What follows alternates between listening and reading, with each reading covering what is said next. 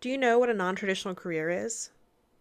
A non-traditional career is any one in which a single gender represents less than 25% of the total number of workers. There are non-traditional careers for both men and women. Here are some examples, though this is not an exhaustive list. Women are underrepresented in engineering, auto mechanics, electricians, computer scientists, law enforcement, heating, ventilation, and air conditioning, fire management, construction management, culinary arts, and welding. Men are underrepresented in massage therapy, nursing, early childhood education, cosmetology, dental hygienists, and bookkeeping.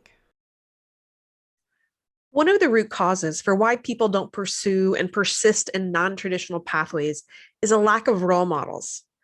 This is related to self efficacy, the belief one has in their ability to complete a task. One of the sources of self efficacy is vicarious experiences or the observation of models. Seeing someone perform a task or meeting someone who looks like them, who's in a career or pathway, can over time increase someone's belief that they can do a task and increase a sense of belonging. In this series, I interview people who have pursued careers in non traditional pathways. I hope that you will be inspired by their stories.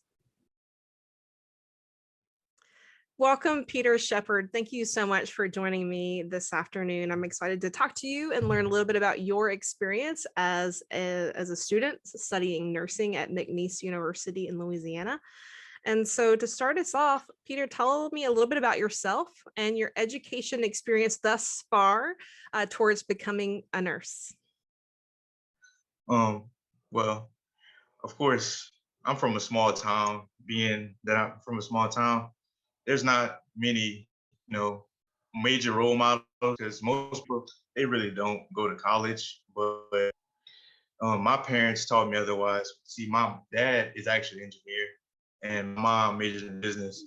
And when I told them that I wanted to major in the medical field, everybody was like really surprised. And at first, I mean, when I first got to McNeese, I really didn't know anyone, and of course that took a toll on me. But I chose McNeese because it's more of a home base. But most of my prerequisite classes, I mean, I feel like they were normal. What else? I really started to get out of my comfort zone, like with my major. At first, yes, I was in nursing, but I feel like nursing is underneath the rad tech curriculum. I want to be a rad tech, but I changed from nursing after I pledged. I'm in a fraternity now, and it kind of opened my eyes to things. I wanted to majoring in nursing was something that I wanted to do. But after shadowing a nurse, I changed interests, and rad tech really piqued my interest because my mom was diagnosed with breast cancer, and she showed me like her X-rays and stuff, and I was honestly really emotional because one, I didn't know what was going on, and then after they finally read it, it was there, and I was like, wow. So I really put all my effort towards this field more so. I mean, for me, and I just wanted to know more. Well, tell me a little bit about what rad tech is.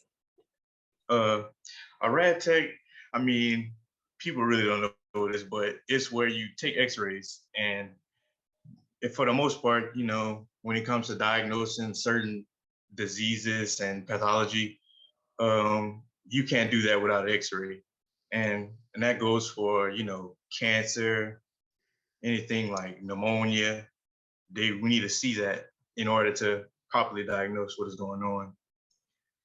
Without that, I mean, well, we just know as much.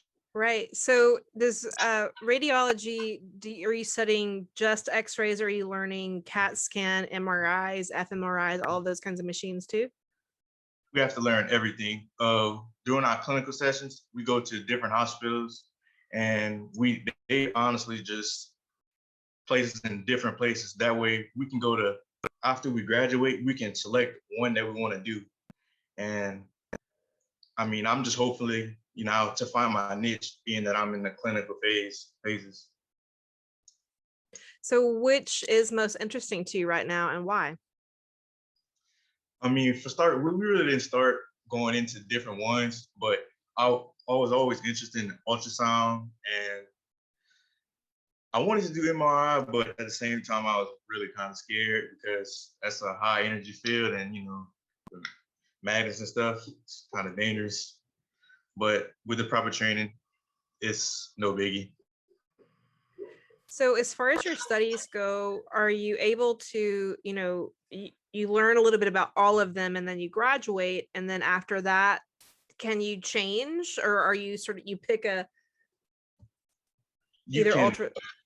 you can apply to whichever one that you really want to, but they want you to see all of them because some people might like one side like ultrasound and some people may like MRI but whatever you choose is something that should be for you. But at the end of the day, you're still a rat tech, so you can still do every last one, but it's the one that's most comfortable for you. And so as part of your program, I'm just trying to understand. So you're doing clinicals now, so you're like rotating to learn different things. And But we start our then, clinical rotations in June. okay, But so right soon. now, yeah. But right now, we just taking classes and basically learning more so the aspects of the tube itself and what the machine does. So what are you looking forward to for your clinical rotations? Honestly, I'm just looking forward to enjoying myself. I mean, being that it's very adamant, it's going to be very stressful. But I'm just hopefully that I can get in, with a good group of people, and then I just go from there. I mean, I've been waiting for this for a long time because I applied the first time. Well, I was going to apply the first time, and then after I changed my major, I got pushed back. So, yeah, I was very excited once I finally got selected. That's great. So I'm always interested about different fields and how clinicals or internships work. And so I think future people who are looking to study this in the future might be interested too. Are your clinicals, are they paid internship kinds of things, or are they full 100% learning opportunities? No, it's 100% learning opportunity. But as you go on in the program, I mean, maybe closer to graduate, there are internships that are available and you can apply for them. But for the most part, no, it's basically learning. It's always so fascinating to me because in engineering, like you said with your dad, we got paid for our internships. Yeah, he tells me that all the time. uh, so, with your dad in engineering, your mom in business, and you said that your mom, going through breast cancer was, an inspiration for you wanting to understand imaging and whatnot. What did your family think about you not only going into the medical field but nursing? Were there any sort of gender stereotypes about that, and what did you overcome if you did face anything like that in your family or your friends or your community? At first, my parents, they were kind of shocked, but I was at first, I mean, it took them a while to grow in it, but I don't know. I feel like they was pretty open to it, being that they was always big on letting me make my own decisions and how I wanted to live my life. So I really didn't go through many decisions. And when it came through like people back home and I would tell them my major, honestly, most people wouldn't know what it was. So of course I would say nursing because they don't know what it is. But the first thing that comes out of their mouth is, oh, that's mostly females, of course. But I don't get caught up in the negative aspects of what people have to say. I feel like if you want to do something, by all means, do it. Because at the end of the day, you are in your shoes, not anyone else. Yeah. I don't have the numbers on the top of my head of the number of men in nursing, but just from your classwork at McNeese, about what percentage or ratio of men are there to women in your classes? I mean, out of in my class health, we get selected 24, and this is the first class that had like one of the first classes in a long time that we have 4 guys. So I mean, most classes didn't have some classes had more, but for the most part, it's mostly women. So a quick internet search just told me that, and again, I don't know how valid this one is, but it looks like About 28% are male. And then another one says about 34%. So it looks like there is certainly an increase in the number of men there. I'm curious, do you think that your interest, and maybe you couldn't tell like McNeese, but do you think your interest in switching to rad tech from nursing had anything to do with that, delta and participation of men in those two different specific fields? Not really. Honestly, I really just chose that just because of the simple fact that I really wanted to do it. I didn't look at more so what else was doing it, but from my standpoint, most of the professors, like the professors that teach it, the curriculum, I actually just gradually went towards them because they seemed so open and they was very persistent about whatever they was teaching, and that's where I got here. I That's mean, it great. wasn't. Well, talk to me a little bit about those teachers and professors because, role models are really important in helping us figure out what we want to do. And our teachers and professors can often be those role models. So, talk a little bit about their influence on your decision and career path. My professors are honestly, if they're amazing, honestly. Miss Beasley, in Rads, they call themselves our Rad moms and Rad dads. Our Rad dad is Mr. Bradley, and our Rad mom is Miss Beasley, of course. And then they really open about everything that they teach. And they're so enthusiastic, and it's always a fun learning experience, regardless of what we're doing.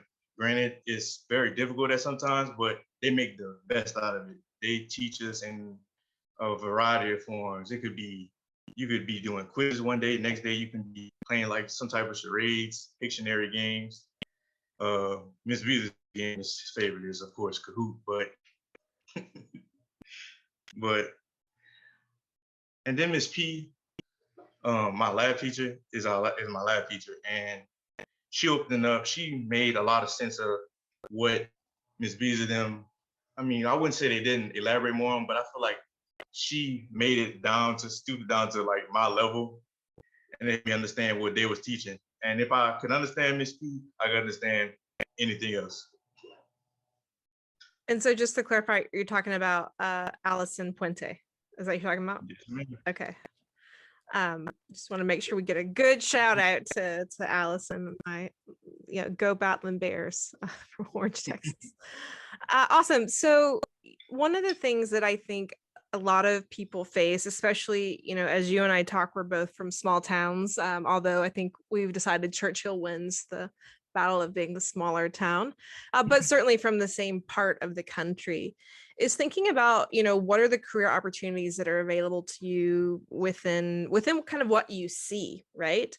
And so was that part of your, so to talk to other people who maybe are from small towns thinking about career paths, how you've sort of found either initially the nursing path, now the radiology technician path, and how you're really discovering that this is a great career path for you, even coming from a small town with maybe less, awareness to some of the job possibilities.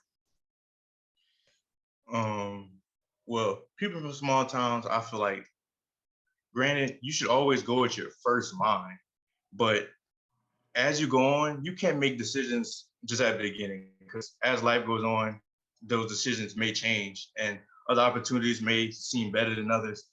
And no matter what you're in life, even if you, because I've seen people that like they're majoring and they get dang almost to this year and then it's like they don't want to do that anymore. And people may say, oh, that's not a good idea to do. But at the same time, it's like, why would I want to graduate in something that I don't want to do? All in all, you just want to be happy with whatever decision that you make. If you know you're going to be happy, then 9 times 10, that's the way that you need to go. Because if you settle for something that you really don't want to do, you're going to regret it. Yeah, I mean, thank you. I agree. And I tend to advise and mentor students to like quit changing majors, right? Just finish what you start. Because you can in many ways adapt what you want from whatever the degree. And I see so many students just burn too much time. But I think the question I was getting at, and let me try to clarify it, is like, so like I recall my dad growing up saying like, well, don't choose that because there are no jobs around here for that kind of thing. And of course, you know, dads always want their daughters to move back home. But the thing about radiology, rad tech is like, there are jobs everywhere. Like you could do it in Southwest Louisiana. You could do it anywhere. You could be a traveling, I'm guessing, rad tech. I don't know about that. I do know with nursing jobs. So what are some of the ways that you've sort of envisioned your career possibilities, whether you think that you'll want to go do traveling or not? What are you sort of dreaming for your future and the possibilities, given that these careers are in demand and you could work anywhere? I mean, I'm big on being home, but at the same time, I really do want to travel more so to see what it's like other places. Because I feel like I'm gonna get here. I want to stay home to get enough experience to where I can go other places. And I know I'm gonna be able to do that in this program. But even after, I feel like I can stay home a little while and for myself. And I feel like I can go anywhere as long as I mean, I have my license. I can go anywhere. That's true. And people are always going to need imaging. Always. So true. Okay, so my next question is about goals and failure. And I like to talk about these in the same conversation because I think it's really important to set goals and it's really important to acknowledge that we all have failures and we can learn from them. So just talk to me a little bit about why you think setting goals is important and how you learned from failures, whether big or small, all along the way. Setting goals has always been a major thing for me. I feel like if you set a goal, you're gonna be adamant on achieving it. So my goals for instance this semester was of course to one pass all my classes, but one to enjoy it and also get close to all my classmates.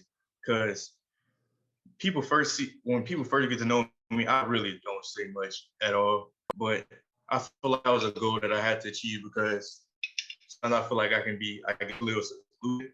And then failures, I mean, I don't like to think about failures, but if I would ever come to a point where I'm not doing so well, I feel like I would talk to someone, make sure that I can, continue, but I wouldn't just give up.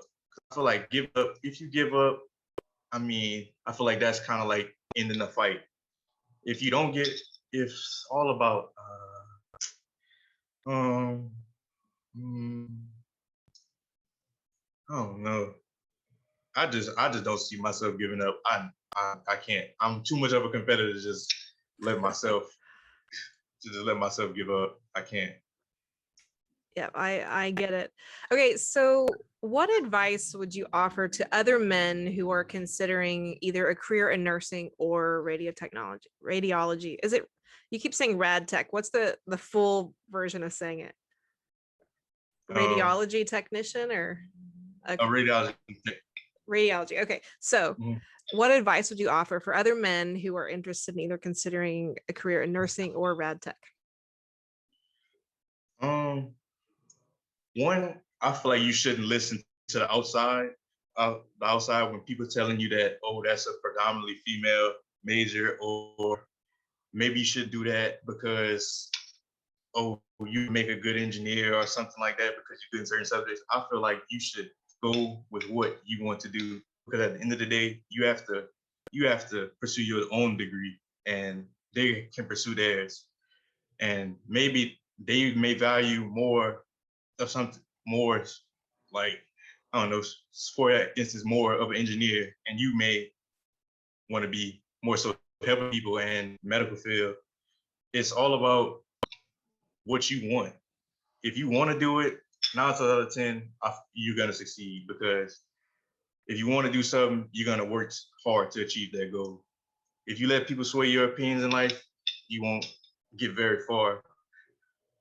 If not, you may feel like honestly, like you may feel possessed, but it's like you made all these decisions and now it's like you don't even want to do it anymore.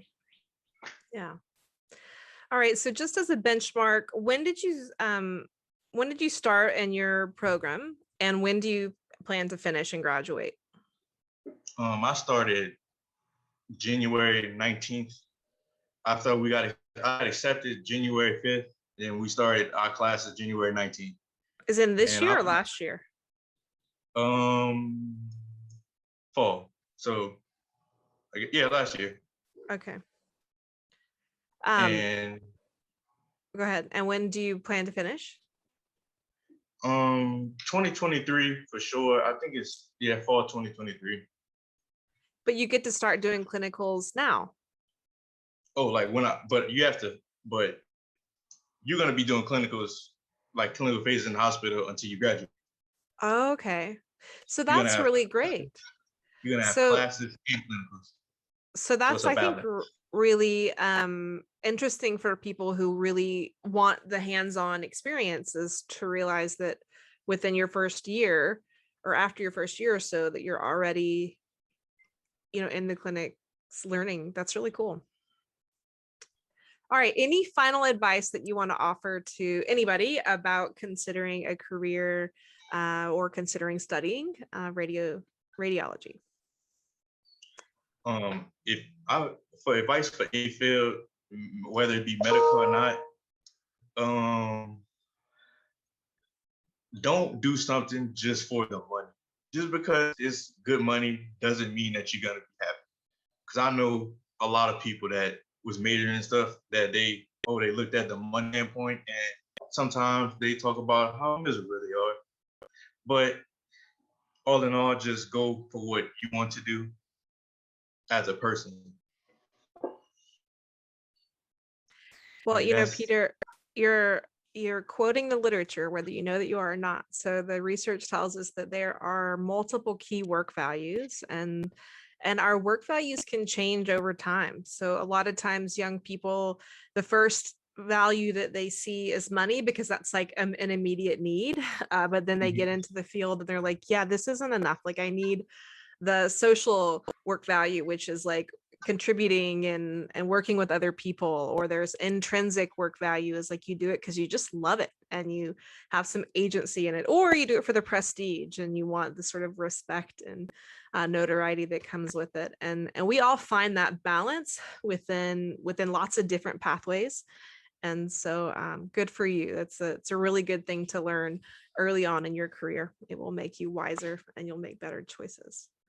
Well, Peter, thank you so much for taking time to talk to me today. I'm really grateful for having heard your story and your experience. It's always fun to chat with another person from the same part of the country, even though we are from different sides of the river and different states. And I'm really pleased that your professor, Allison Puente, connected us. And again, thank you so much. You're welcome.